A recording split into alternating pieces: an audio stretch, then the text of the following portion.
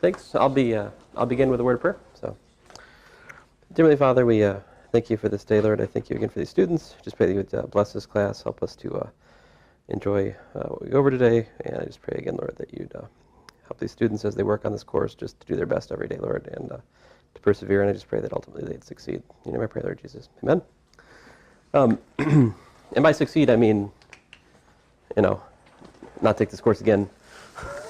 Well, I mean, if you wanted to take the course again to improve your grade, I mean, I'd be okay with that. But short of that, hopefully this is the last time you study this course in a classroom setting, yeah? Let's see here. Okay, so what I'm going to talk to you guys today about is a language for calculus. And so this is what's known as the, this is vector calculus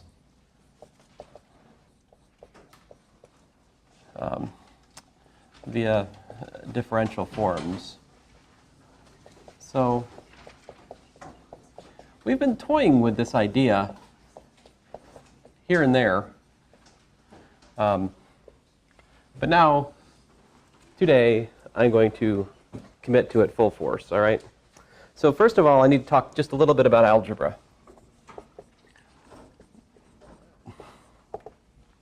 So we have what are called zero forms. We have one forms. We have two forms. And we have three forms. Now, this is for R3. If we were in higher dimensions, we'd have more possibilities. But a zero form is the thing we've been working with since more or less the start. It's a function of x, y, and z here, all right? A one form, something like omega equal to a dx plus b dy plus c dz. This is what's called a one form. It's a linear combination of differentials, all right? The a, the b, and the c, these can be functions of x, y, and z, all right?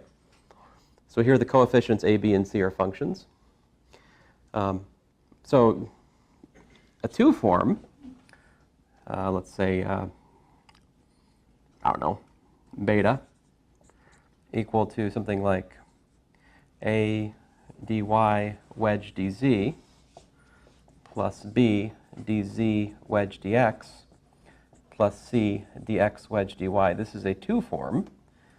It's formed by adding together these fundamental two forms, these wedge products of one forms. That is read wedge.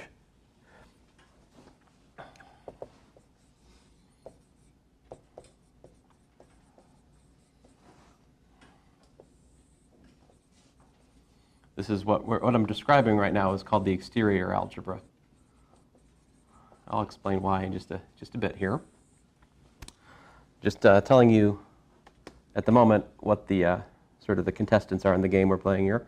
And then you've got gamma, things like this, say g dx wedge dy wedge dz.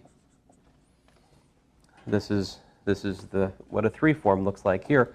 Now again, a, b, c, and g, these are all functions of x, y, and z, generally speaking. And the rules for working with these things is they behave like normal. I mean, you have the distributive property, but the one wrinkle is that the wedge products of differentials are anti-commutative. So like the sort of wrinkly thing here is that, so special to the wedge is that dx wedge dx is 0, dy wedge dy, 0, dz wedge dz, 0. And then dx wedge dy is equal to minus dy wedge dx, dy wedge dz is minus dz wedge dy, and of course dx wedge dz is minus dz wedge dx. Now this is a lot like what? These patterns I'm showing you. Yeah, these are like cross products, right? Except they're not. It's not quite the same as a cross product, is it? Because, you know, if we were doing just cross products, we'd have what? We'd have like something like dx wedge dy is dz, right? And we don't have that. So dz is functionally distinct. It is a different thing than dx wedge dy, all right? In contrast to our vector algebra. Now, there's at least two fundamental mappings here we should think about. The one is the so-called work form mapping. And so the work form mapping, what it does is it takes you from the world of differential forms to the world of vector fields. And here it is. This is omega of the vector field ABC.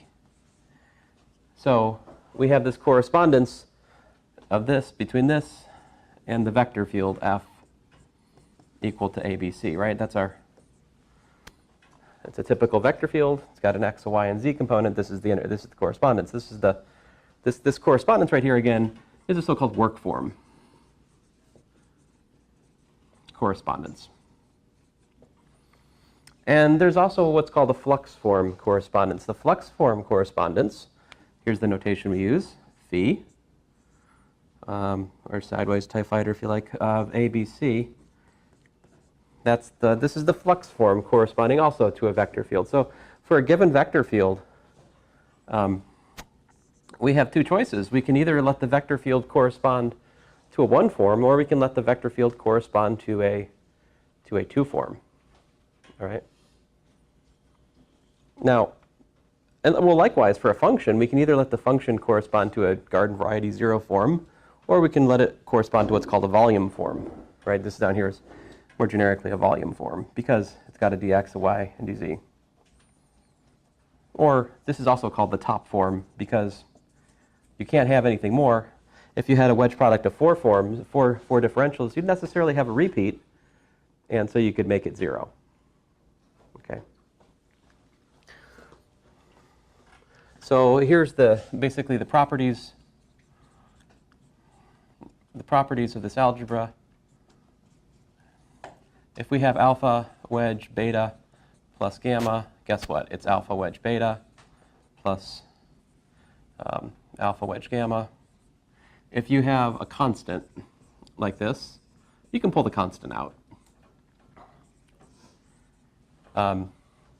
If we have alpha wedge beta, and let's say that alpha is a p form and beta is a q form, that's equal to -1 to the pq beta sub q wedge alpha sub p. So what I'm saying is that it satisfies this graded commutivity.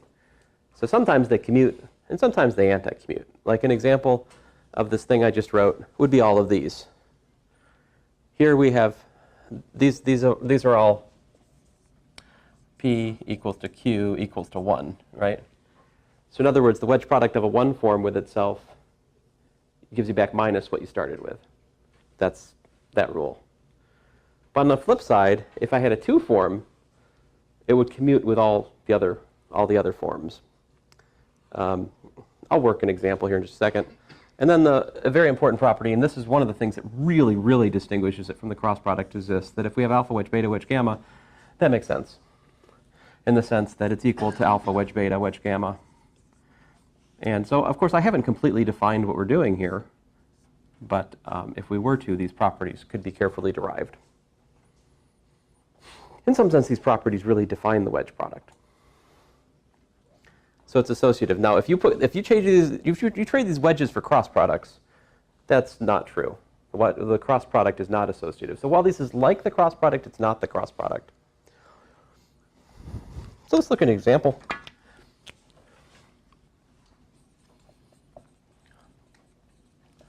If I have, let's see here, 3dx plus 2 dy, and I take the wedge product with 2dx plus 3dz, what do I get? We get 3 times 2 dx wedge dx plus 3 times 3 dx wedge dz plus 2 times 2. I'm sorry, I should have put different numbers here. That was dumb. Oh, well, it's too late. 2 times 2 dy wedge. It's never too late. Speak for yourself.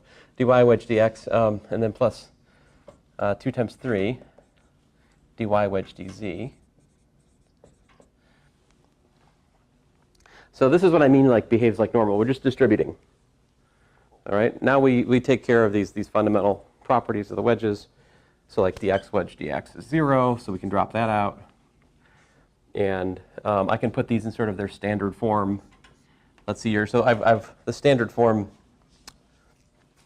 I almost had here. I mean, I should put the z wedge dx on this side to be, so I can say that, hey, look, these are the standard form. So if I do it, then these are sort of the, standard. These are the ones that appear. I'm sorry, not that one. These three are the ones that appear in the flux form. See, dy wedge dz, dz wedge dx, dx wedge dy. So I want to write my answer back in terms of those.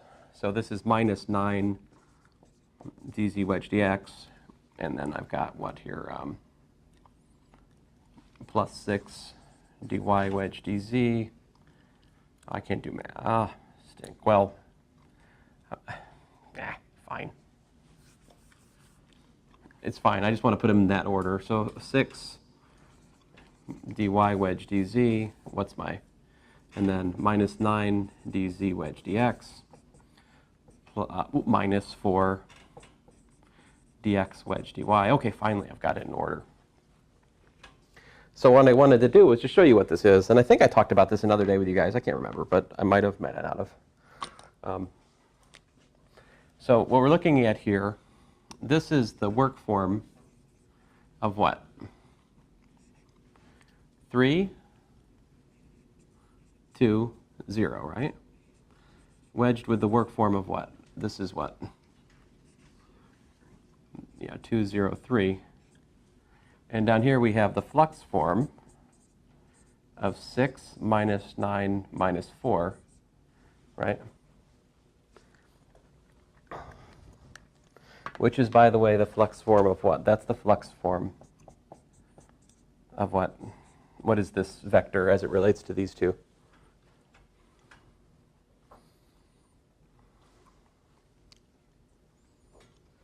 I'll just tell you. If you take 3, 2, 0, and you take the cross product with 2, 0, 3, you guys can do that, right? Try it out. What do you get if we take the...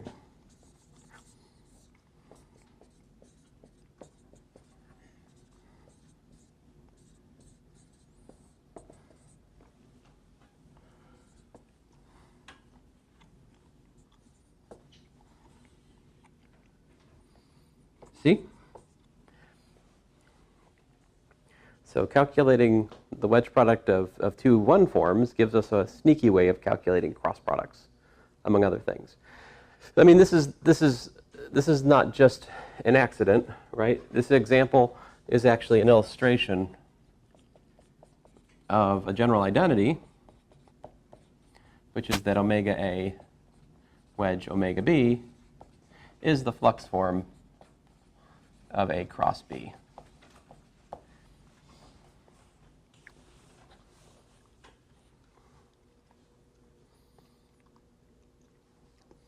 So I think I may have also told you this, but another example.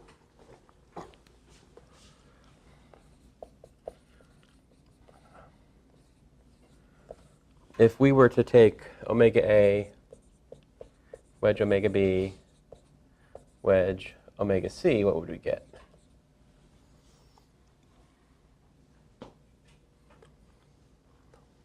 So here, I'll fill in the blank, but let's just do it for a specific C. Let's choose, what do you guys want C to be? You pick anything you like.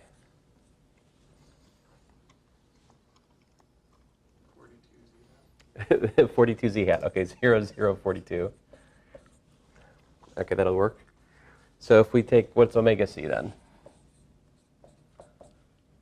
42 dz, right? And so let's take the answer to the previous one, right?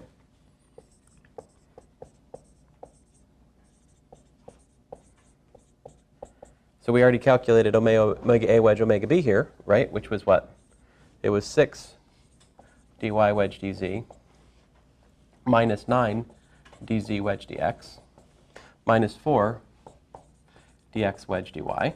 I take that and I wedge it with 42 dz. What happens?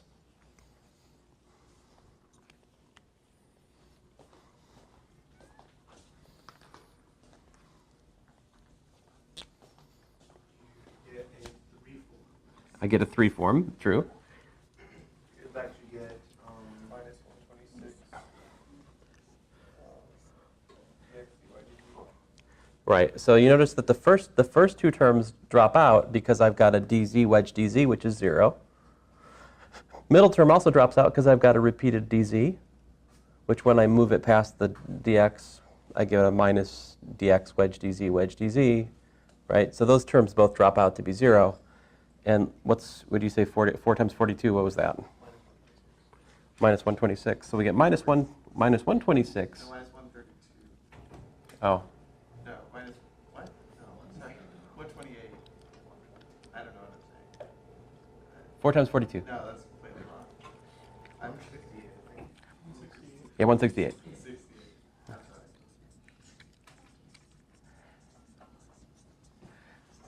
right. So minus 168 dx wedge dy wedge dz is the answer. Now, so what is that? Minus 168. How does that relate to A, B, and C? I mean, what it is A cross B dotted with C. It's the triple product.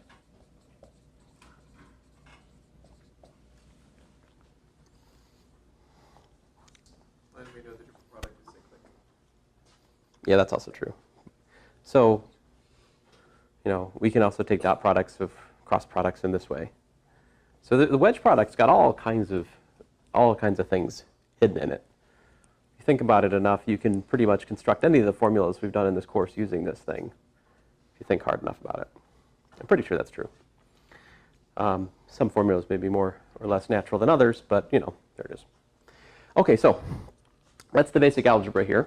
So next, differentiation. How do we do differentiation of forms? All right.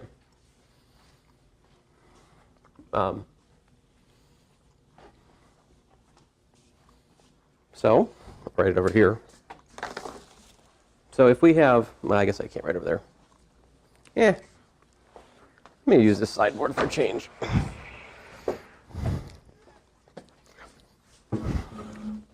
So we've already talked about, for zero form, what's df? df is partial f partial x dx plus partial f partial y dy plus partial f partial z dz. What was this? We talked about this before. This is the so-called total differential, right? What does that mean in terms of our work form mapping? How does this relate to vector calculus? Let's relate the vector calculus to the differential form calculus here.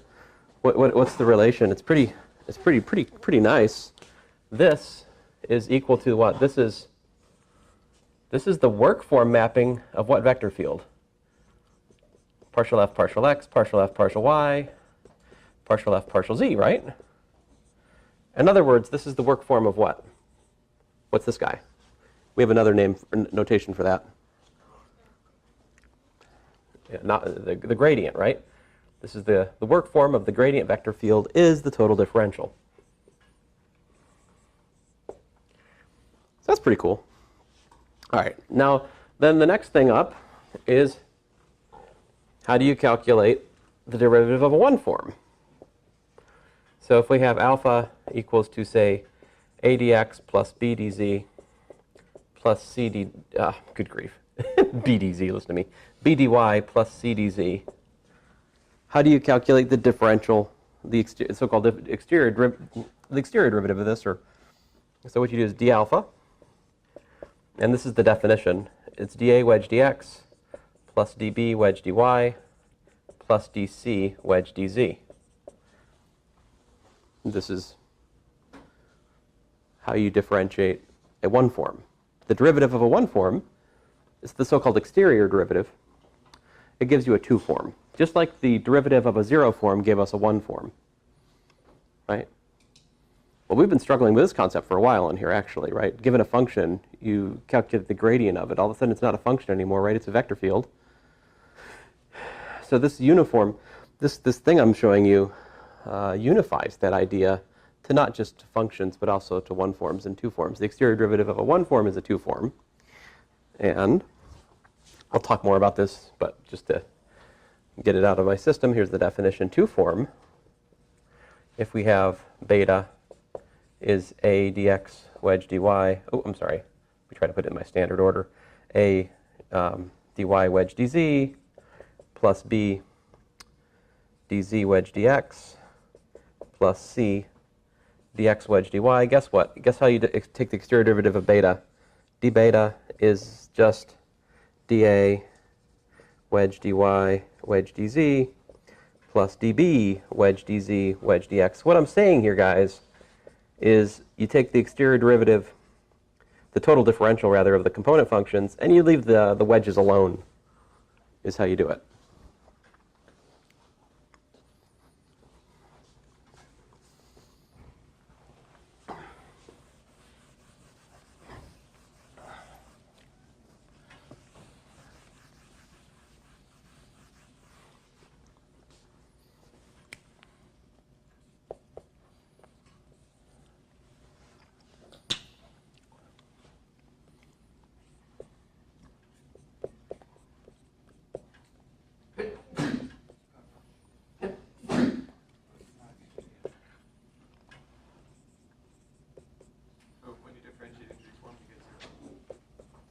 Yes.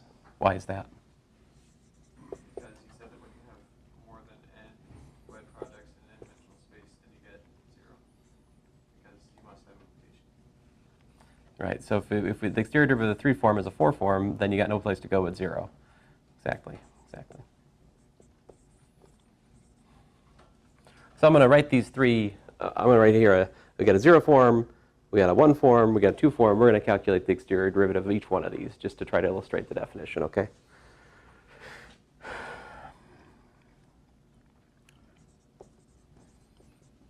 Again, the definition here is really quite natural. All the definition says in a nutshell is you take the total differential of the component function and just wedge with whatever else is already there. That's the definition.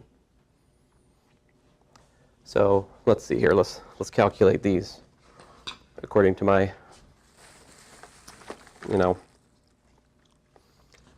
kind of lowbrow definition of exterior derivative. So this is easy enough. What's df? So I will inadvertently say things like, this is a bonus lecture, like I wouldn't test on that. That's not entirely honest, because I certainly would test on the total differential in here, wouldn't I? Because that's standard fare, right? Now, exterior derivatives of one forms and two forms, that should not determine your grade in this course, right? That is extra, admittedly. Let's see here. So what's d alpha?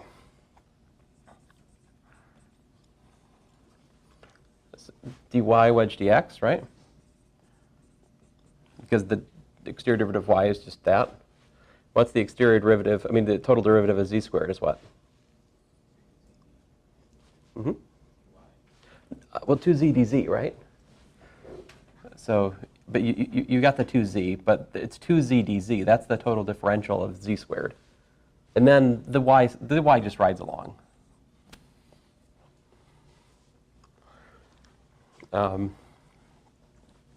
This guy, d beta, gives us what? We got ourselves a 2x dx wedge dy wedge dz plus 2y dy wedge dz wedge dx plus 2z dz wedge dx wedge dy.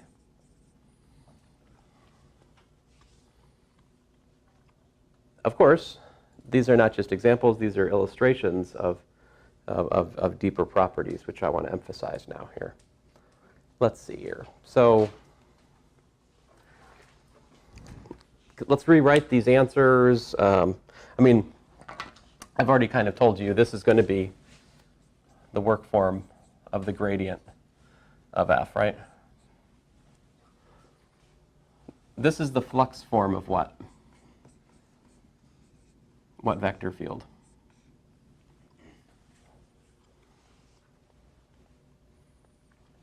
I have no dz wedge dx term, do I? I mean, do I wedge dz term there, do I? Oh, I do. I have the last one. That's dz wedge dy, right? But I got to reverse the order to put in order, so I get a minus 2z in the first thing. Minus 2z from this guy right here. I got to switch the order of the wedges to make it match up with my standard flux form map, right? And what else do we have? dy wedge dx. So I've got, do I have any dz wedge dx term in the alpha derivative? No, I don't, right? So that means that there's a 0 here. And then what? And then, let's see here, and then 1.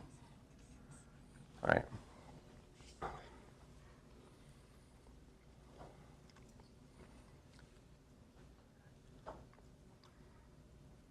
So, related to curl? yeah. Would that be a negative one? Yeah. Oh, thank you. -1, yes. Very good. So yeah, if this, so what we're looking at is the derivative of the work form mapping of the vector field here, which was what? Y z squared 0, right? It's equal to the flux form of that. What is that? In fact, yes, that's the curl of the curl. It's the curl of the vector field y z squared 0.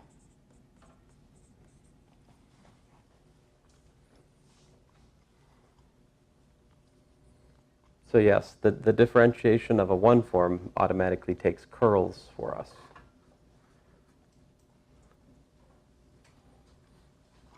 What do you? I mean, this is what? This is the flux form corresponding to what vector field? X squared, y squared, z squared, right? That's a nice vector field. If I take this and I rewrite it so that I have what? I've got 2x plus 2y plus 2z dx wedge dy wedge dz. I can do that because you notice that this one's already in order.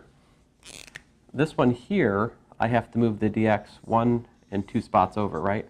So it gives me a minus and then another minus, which net a plus. And over here, I have to move the z 2 spots over. So if I do 2 flippity-floppities, that gives me -1 times -1, which gives me +1. So in total, I get dx wedge dy dz. This right here, what is that? Indeed, that is the divergence of the vector field x squared, y squared, z squared. So let me state the theorem for you guys.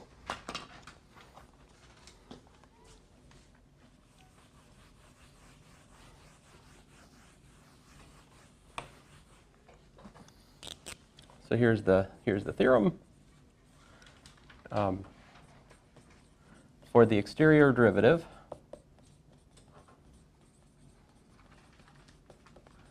d,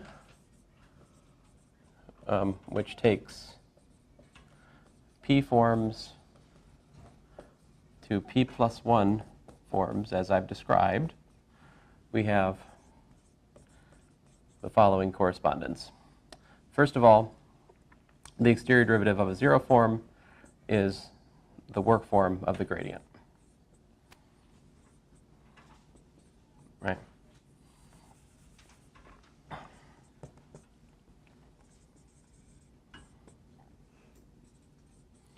Where f is a function. All right. 2, if we take the exterior derivative of the work form of a vector field, we get the flux form of the curl of the vector field.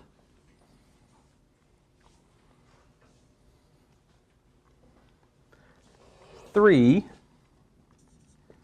the exterior derivative rather of a flux form of a vector field G is in fact the divergence of that vector field times the volume form, times dx wedge dy wedge dz. So the gradient, the curl, and the divergence are all just different aspects of this one unified notion of exterior differentiation. So you might wonder, what are the properties for exterior, what are the, like generic properties for exterior differentiation? Now that we see it's, it's like, it's everything we've done this semester differentiation-wise pretty much, right? Modulo chain rules, right? I really haven't talked about how to merge this idea with chain rules here. But setting those pesky chain rules aside, which I'm sure you guys would be more than in favor of,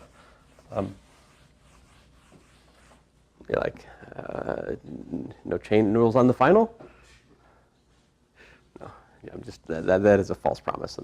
Let's see here. So the properties of this guy,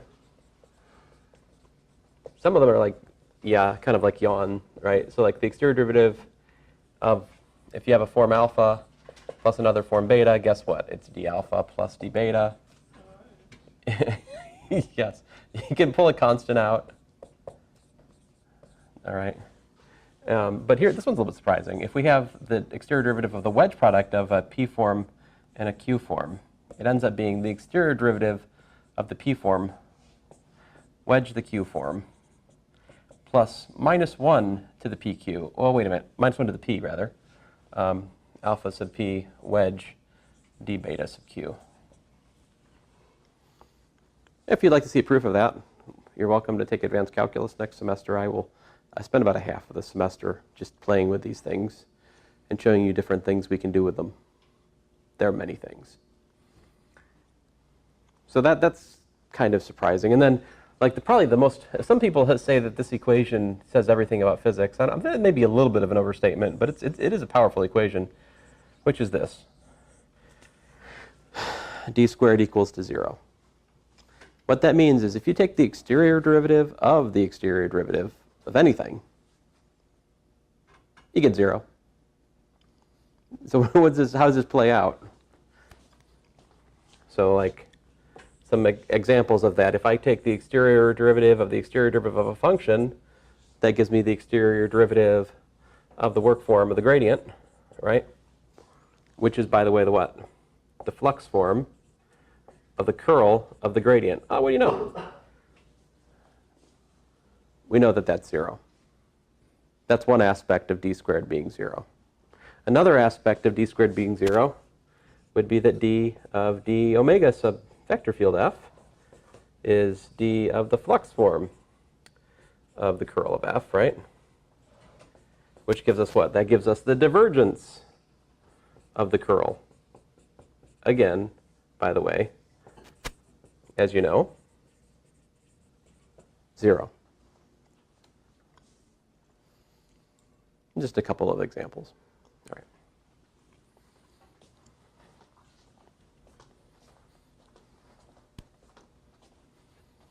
So next up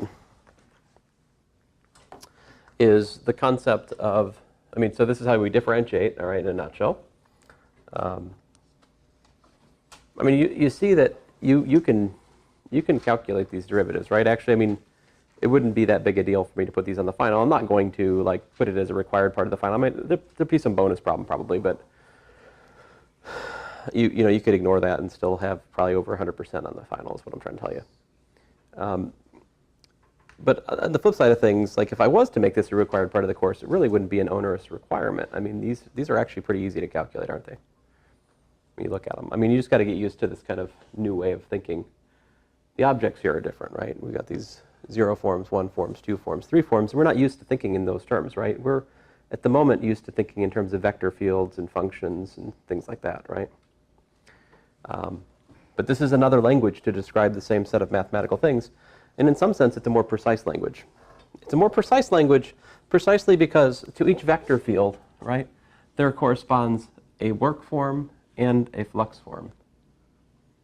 In contrast, so there's this concept of 1 forms and 2 forms is taking our vector fields and it's pulling them apart into 2 classes, the ones that are like 1 forms and the ones that are like 2 forms.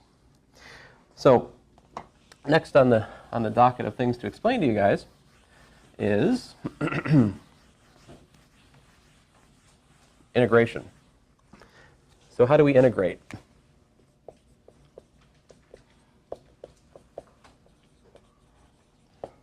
how to integrate p-forms. And I'll just keep it in R3 for the moment here. But so first of all, the fundamental idea is we must integrate a p-form over a p-dimensional object. So if you asked me to integrate a one form over a surface, I'd go, I don't know what you mean. Right? Right? Not naturally, anyway. So like in terms of basic definition, so here's the definition for you. And this will be sort of unsurprising, but the integral of p dx plus q dy plus r dz, well, guess what? Over a curve, that is, in fact, the integral of p q r dot dr. In other words, what I'm trying to tell you is that if we're going to integrate a one form corresponding to a vector field f over the curve, it's really just the integral. It's the line integral of the vector field over the curve. So this is the correspondence. This is how you calculate the integral of a one form. You do a line integral. So how do you think we're going to calculate the integral of the flux form of a vector field over a surface?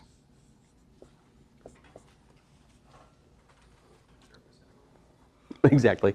Yeah, so it essentially, by definition, it's the surface integral, right? So that's why they're called the work form and the flux form. Yes, indeed. That is, in fact, why they're called the work form and the flux form, yeah.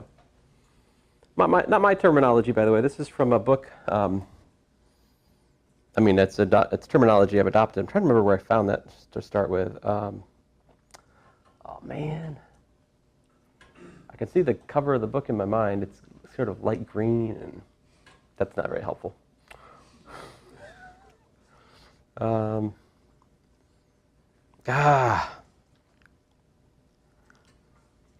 have to put a comment later when I finally find the stupid thing. Anyway, now, I'm giving you transitional definitions, all right?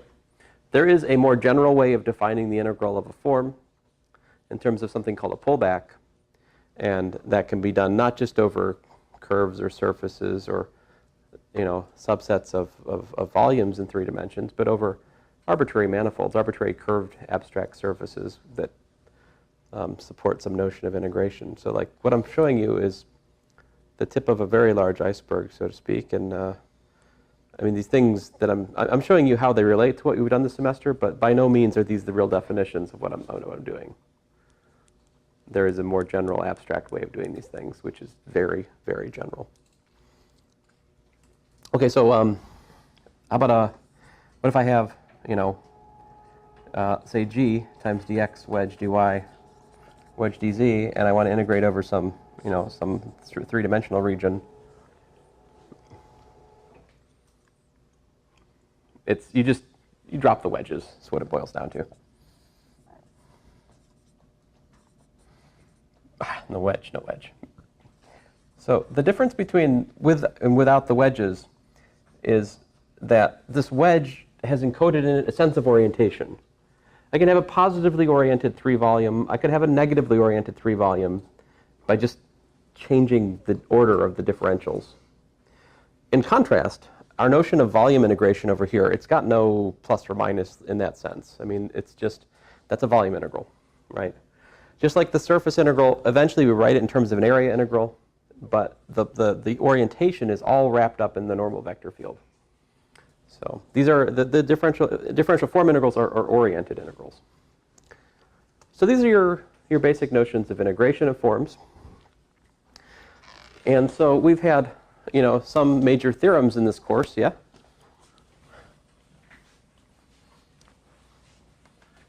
And you know, we've had with Stokes theorem, we've had the Divergence theorem. Before that, we had the fundamental theorem of calculus for line integrals, right? So let's see here. If we look at the fundamental theorem of calculus for line integrals, what was it? It was the integral over a curve of the gradient vector field, right? Dotted dr was what? If this curve goes from a point P to a point Q, like this, it was what? It was f of Q minus f of P, right? So if I adopt the definition that, hey, what this really is the integral of f over the boundary of C, that's a reasonable interpretation. I mean, the boundary of C is just this set of points. It's P and Q, where Q is the endpoint and P is the initial point, right? So if there's going to be some generalization of integration to two-point sets, that would be the natural thing to write there. So, but on the flip side, this is what? What is this? This is, that's this is df. That's my point, right? So the fundamental theorem of calculus apparently is just that. On the flip side, we have, what was the next one? Was it Stokes theorem? Yeah. Integral over surface of the curl of a vector field dot ds was what? It was the integral over the boundary of the surface of f dot dr, right? So translating that into differential form notation, this becomes the integral over s. And this is the, what is this? This is the flux form, integrating the flux form of the curl. Well, that's equal to the what? The integral of the work form of the vector field over the edge of the surface. And then, of course, that is, in view of what we just worked out today, the exterior derivative of the work form over the surface is equal to the integral of the work form over the boundary of the surface. There's Stokes theorem. What's the divergence theorem look like? Integral over the volume E of, oh, that was a bad idea. Never sneeze into one of these caps. You never know if you're going to, you might get, I'm not sure I actually got anything in my mouth, but, it's just not, it's not pleasant. So dx wedge dy wedge dz is equal to the integral of the boundary of E, right? Of, what was it, f dot. This is, I don't know if you guys have grown to love the divergence theorem, but this is my favorite theorem, honestly, in this course. Like, this theorem is just such an amazing economy in calculation. It's so nice. But this, when I translate it into differential form notation, this is actually the integral, of the differential form, the divergence of f, right? Dx wedge dy wedge dz over E equals to the integral of the boundary of E, and that's the flux form, right, of f. And then again, translating that in terms of our differential identity, that's the integral over E of the exterior derivative of what? Of the flux form of f is equal to the integral over the boundary of E of the flux form of f. I hope you can see the pattern here, right? All of these have the following pattern. It says that the integral over m of d alpha is equal to the integral over the boundary of m of alpha. This is the single theorem that we've covered this semester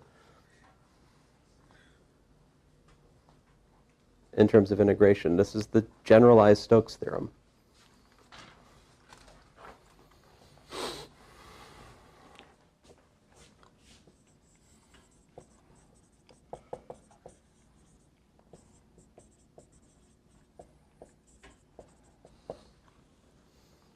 Now, you can prove the generalized Stokes theorem in far more generality than we've seen it. These are just three aspects of it. But the generalized Stokes theorem just as well applies to a p-dimensional surface in a q-dimensional space, supposing p is less than q. And well, I guess alpha has to be a p-1 form in that world. So this can be proved in much more generality than we've seen.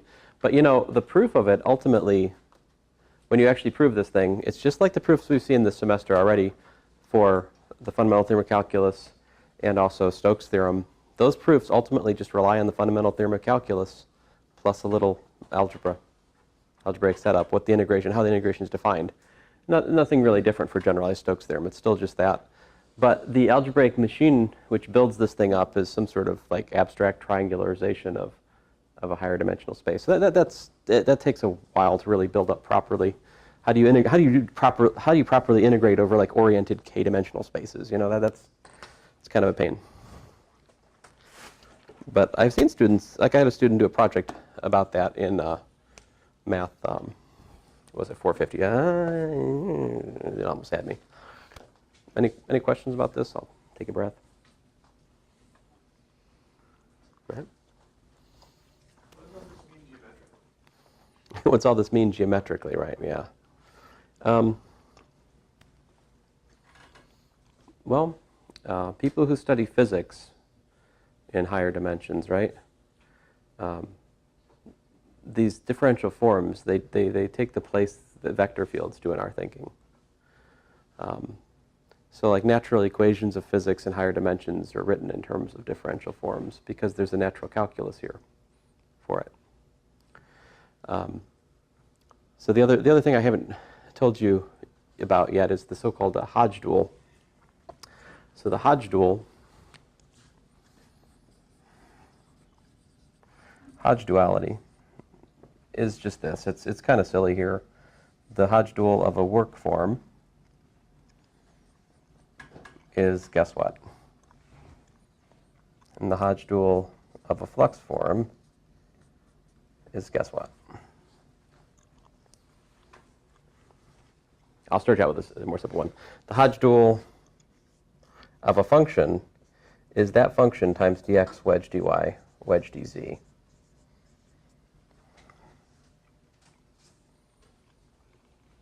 Care to guess? What's the Hodge Dual of a work form? This is what we've been doing all semester, is using Hodge duality. Because we have been just assuming that we can identify vector fields which correspond to one forms and vector fields which correspond to two forms as if they're the same object. That's what vector calculus does. It says you can integrate a vector field over a curve or over a surface. That makes sense in 3 dimensions because there's this interplay between between 1 and 2 dimensional things, right? Like to every surface there's a normal line. And to every normal line, into every line there's sort of a perpendicular surface. There's a cross section, right? There's this interplay between those two objects because they're codimensional. One is like sort of dual to the other. And they fill out all 3 dimensions. It's this fortunate coincidence that 2 plus 1 equals 3. But this is the flux form of f. And this is the work form of f. But this Hodge duality is weirder when you get to higher dimensions. So you could have like for example, in 4 dimensions, so R4, you got dt, you got dx, you got dy, you've got dz, right? If I have a function of space and time, or in this case time space, then df would look like partial f partial t, dt plus partial f partial x dx plus partial f partial y dy plus partial f partial z dz. So you see what it would be is it's partial f partial t dt plus this thing we've been working with today, the work form of the gradient. So when you work in 4 dimensions with time and space, then your exterior derivative picks up partial derivatives with respect to time. But also there's much more in terms of like what are the one forms here? Like what does the exterior algebra look like for 4 dimensions? Well, there's more here to work with. You've got you pick up a 4 form. You got functions. You have f equals to f of space and time, or time space as I'm writing it.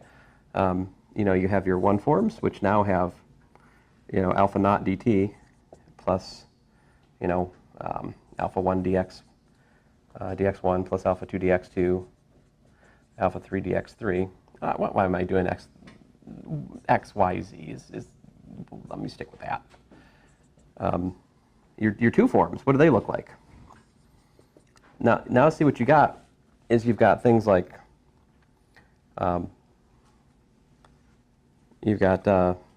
well, let me write it kind of succinctly here. You have things like dt, wedge, a work form of a vector field,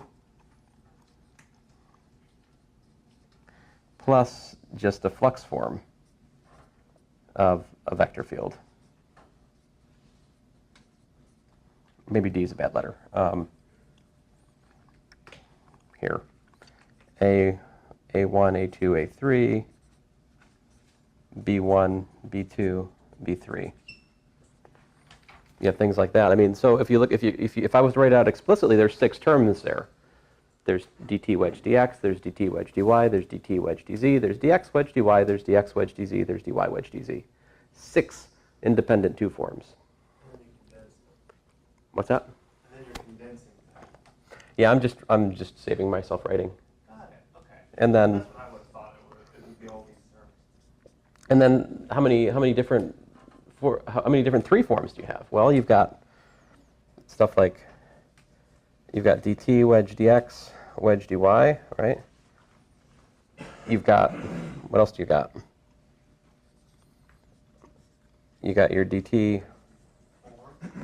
You got 4, exactly. dy wedge dz plus c dt wedge dz wedge dx. I'm not sure this is the proper order for them or anything, but you know, here's just an ordering. I need another symbol, Pac-Man. Dx wedge dy wedge dz. So yeah, there's 4 fundamental, distinct 3 forms in 4 dimensions. And yes, there's just that one form. That then you've got, you know, something like some constant, I don't know, ghost. I'm running out of letters here. dt wedge dx wedge dy. That's the top form in 4 dimensions. Out of letters. Use more Greek. Horrible written zeta. There you go. Now, these are used in physics. All right. It's quite beautiful. If we let f equal to a, all right, and this a, then dA. I guess I'll write it here. Then the dA would have, well, you've got partial a partial t dt plus this piece here.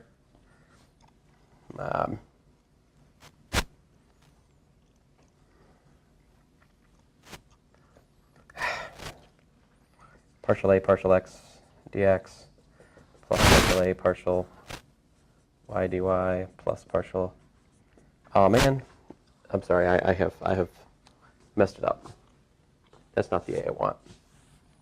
If I let a equal to the potential dt plus a1 dx plus a2 dy plus a3 dz, all right, then dA is what? Well, dA is, it's d phi, and I think I need a minus here. So minus d phi, I could be, I just don't remember the signs, honestly. D phi wedge dt, I'll get my projector here in just a second. And then what's this thing? Well, if A has no time dependence, let's just for simplicity suppose A has no time dependence, well, that gives you the flux form of the curl of the vector field A1, A2, A3, like that. So if I'm saying that, you know, the gradient minus the gradient of the potential is the electric field, and if I'm saying the curl of the magnetic potential is the magnetic field, then what you're looking at is the differential, the exterior derivative of the one form potential is exactly, you know, dt wedge the work form of the electric field plus the flux form of the magnetic field. This thing is called big F. This is what's called the Faraday tensor. The Faraday tensor is a 2 form in 4 dimensions, which has in it both the electric and magnetic fields in this way. And this one form potential unifies the electric potential I've talked a little bit about with you guys, and the magnetic potential, which we've touched on in the last couple lectures. Puts them together in one thing, and the exterior derivative of this one form gives you a two form, which is the field strength, the so-called Faraday tensor. Again, it has the electric and magnetic fields. So you can take those four Maxwell's equations and you can rewrite them as, oh man, let me get out my notes because I don't want to butcher the notations here. So in four dimensions, is the Hodge dual of the two forms? Right, the Hodge dual of this guy is that guy, the Hodge dual of this guy is itself. So like Hodge duality takes you from in four dimensions, a three form, yeah, p to n minus p, exactly. So you take from 3 to 4 minus 3. So the Hodge dual of a one form is a three form. So it's like Pascal's triangle. Yeah, it is. In fact, Pascal's triangle comes up here in the counting. That is true. Come on. What I was trying to say is, so in four dimensions, we no longer have that like really neat interplay between vector fields and two forms, right? There's some sort of correspondence between vector fields and three forms, you know, but not two forms anymore. There are 6 independent two forms in four dimensions. Something very special about three dimensions that allows us to think about it as we do. The way we think about things being perpendicular. I mean, it's just like 2 dimensions is also very special, right? So if I, in 2 dimensions, if I tell you, you're going one direction, pick a perpendicular direction, you got 2 choices, right? If I tell you, if you're in 3 dimensions, then I say, you're going some direction, pick a perpendicular direction, you're like, right? If you're in 4 dimensions, then I say, pick a perpendicular direction, you're like, I can't visualize 4 dimensions, so why are you asking this question, right? Or I'm working on visualizing 4 dimensions. Don't ask me this question yet for Thomas. Right? I'm getting there, okay. Oh, it occurs to me Perpendicular takes on a lot of meanings in four. yes, I attempt to give a precise meaning to perpendicular in linear algebra here. We study inner product spaces, which gives you some sort of general notion of what a perpendicular thing is.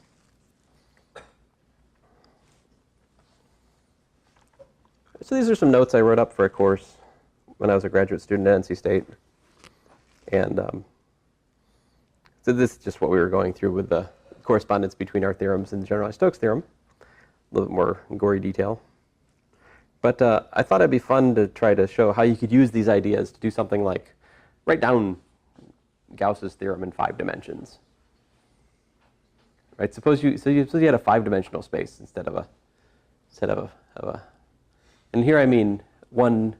You have time and then space, space, space, space, space, space, space. 4 spatial dimensions. All right. And what I wanted to do was to think about how would I derive Gauss's law in this way of thinking. All right.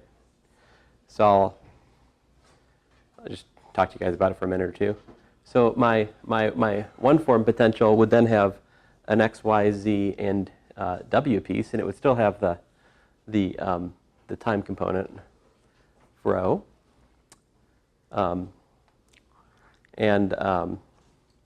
So this is the sort of the notion, the generalization of a dot product for 5-dimensional Minkowski space, as it's called. When you take a course in relativity here, special relativity, you'll learn more about that. So it's good. And it's a course we don't have. But anyway, I sometimes say this. We could have it though. Like, You also have a course in AI. like Dr. Skambordis could definitely teach a good special relativity course. He knows these things. He's done independent studies with general relativity with students in the past. You have to convince him that you're really, really interested to get him to work with you. So it's going to take some work on your part to get him going, which is understandable, I think. There's a lot of people with enthusiasm about general relativity. Not so many people with enough enthusiasm to actually do something in it. It's a steep hill to climb for where you guys are.